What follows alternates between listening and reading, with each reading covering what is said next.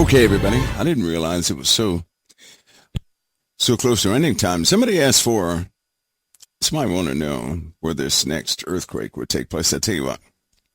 I'm going to give you, let's see, what do we have on that? I'm going to give you 4 numbers.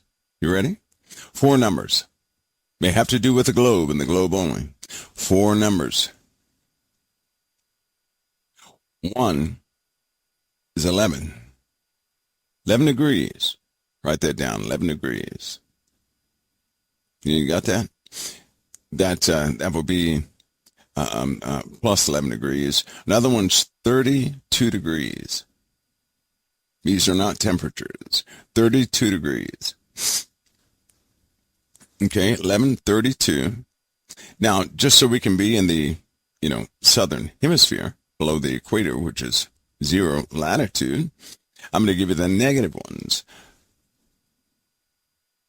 So you're looking for a negative 18.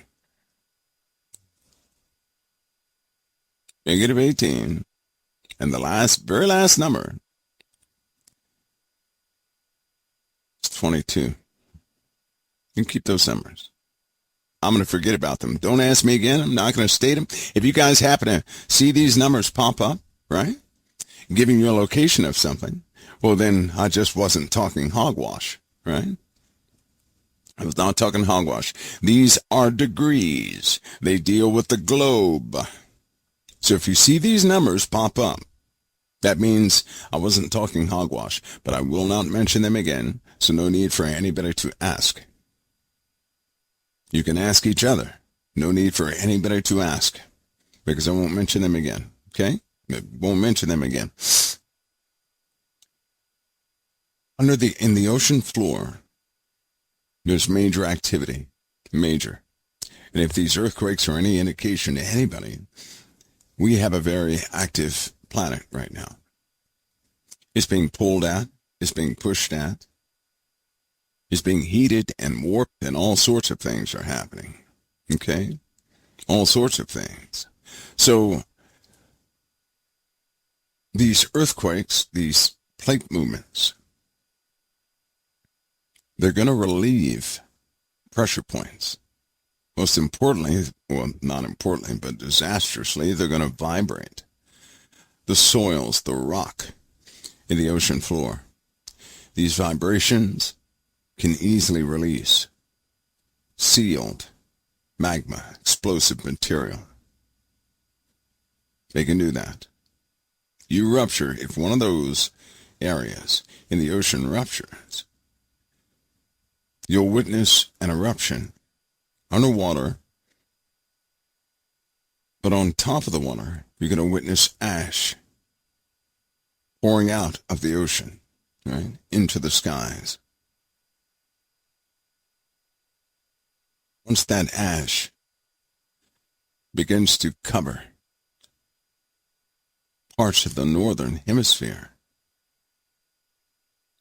it won't be by itself, because once you have the relief of one large system that releases magma, you're going to have the collapse of other ones.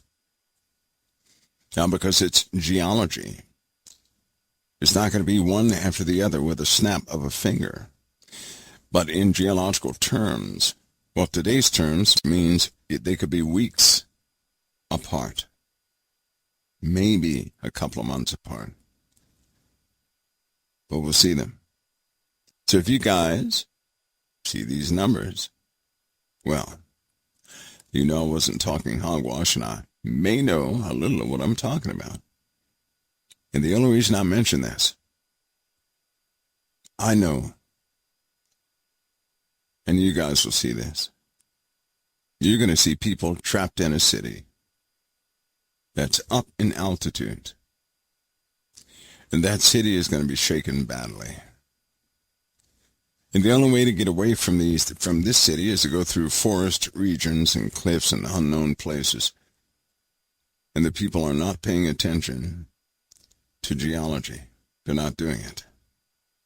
This place is in a higher altitude.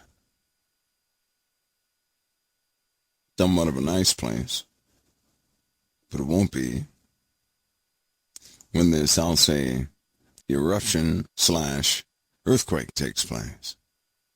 Buildings, they'll collapse too.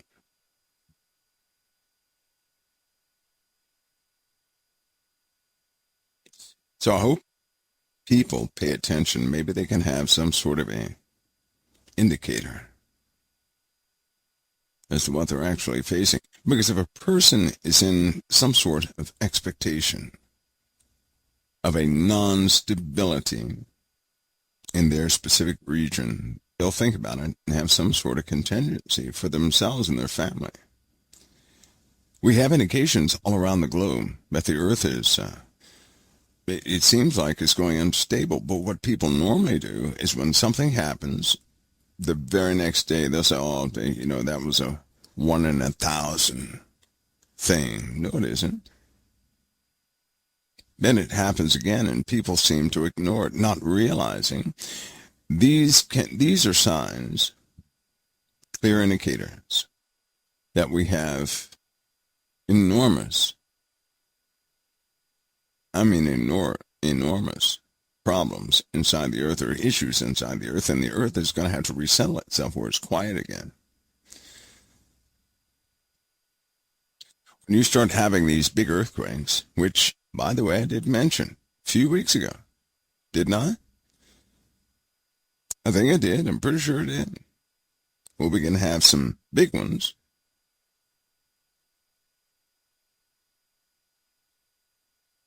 That's leading to an underwater eruption.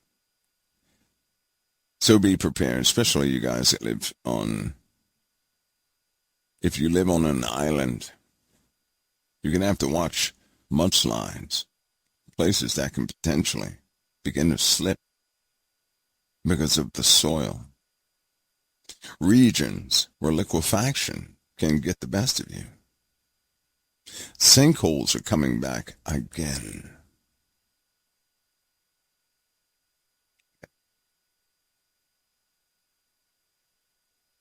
All right, folks. Well, that was that.